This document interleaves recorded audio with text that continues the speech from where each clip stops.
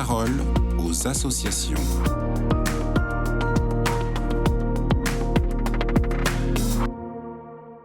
Bonjour à tous, bienvenue dans la parole aux associations. Aujourd'hui, je suis avec Benoît Autier. Bonjour Benoît. Bonjour Agnès. Vous êtes le responsable communication des AFC, les associations familiales catholiques. Et justement, les AFC ont écrit dimanche une pétition pour demander le retrait du projet de programme d'éducation à la vie affective relationnelle et à la sexualité. Pourquoi cela ? Alors, ce n'est pas une pétition, mais une lettre ouverte à la ministre de l'Éducation nationale. Elle a été diffusée donc dans le journal du dimanche et est disponible via notre site web afc-france.org. Mais en effet, on l'a mis à disponibilité des parents pour qu'ils puissent la signer, donc à la manière d'une pétition, en effet. Déjà pour donner du poids, mais aussi et surtout pour les interpeller. Que reprochez-vous au projet de programme EVARS ? Alors, ce programme prend en effet bien en compte l'éducation à l'intimité, les préventions des risques, en particulier via les écrans, et la lutte contre les abus et les discriminations. Mais hélas, ce programme n'est cependant pas acceptable pour les familles pour 4 raisons. La première des raisons, c'est que les parents sont relégués.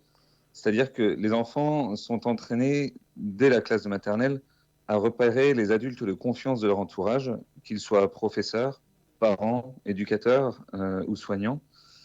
Les parents, qui sont pourtant les premiers et principaux éducateurs, occupent dans ce texte une place relative qu'ils partageraient avec les autres éducateurs.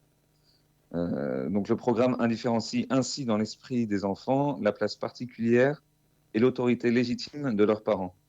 Les familles s'inquiètent de savoir si l'État, et en particulier l'Éducation nationale, reconnaît effectivement leur primauté éducative, ou si chaque père ou mère n'est vu que comme un adulte maltraitant en puissance. La deuxième raison qui fait que ce programme est inacceptable, c'est que le genre est omniprésent.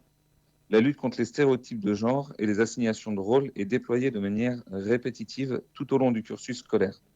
Dès la maternelle, les exercices sur l'inversion de l'attribution des métiers selon le sexe ou la vigilance, sur la mixité affective effective des jeux, des espaces et même des couleurs rappellent les propositions qui ont été mises en place pour les ABCD de l'égalité et qui avaient déjà été rejetées à cette époque par les familles. L'éducation nationale, on a l'impression qu'elle s'arroge le droit de rééduquer les familles à travers leurs enfants. Troisième point, le consentement y est promu comme une nouvelle norme éthique. Le consentement ici apparaît donc comme la norme éthique indépassable dans les relations entre les personnes. Or, on le voit bien dans la pédocriminalité, nous a amplement montré qu'il est possible de consentir à des situations objectivement néfastes, ce d'autant plus que la personne est jeune et vulnérable. Le consentement est à la fois nécessaire, mais il est aussi très largement insuffisant. Quels sont les critères aujourd'hui donnés à l'enfant, aux jeunes, pour consentir ? On sait qu'avant 18 ans, l'enfant, puis l'adolescent, n'est pas encore capable de choix personnels entièrement responsables et doit être protégé par les adultes. Si le consentement est nécessaire, il devrait être accompagné de points de repères éthiques, mais aussi juridiques. Et ce programme promeut en fait des normes comportementales qui laissent les enfants et les jeunes sans boussole éthique. Et enfin, le dernier point qui rend ce programme inacceptable, c'est que les émotions sont instrumentalisées. Alors nous devons aider les enfants à comprendre, nommer les émotions, mais celles-ci ne suffisent pas comme seul référentiel pour la prise de décision. Or, le programme se réfère aux émotions de manière itérative et insistante tout au long des cycles 1 à 3.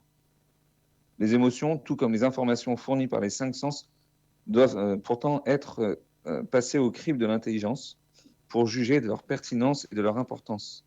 La formation aux émotions est nécessaire, mais encore une fois, elle ne suffit pas.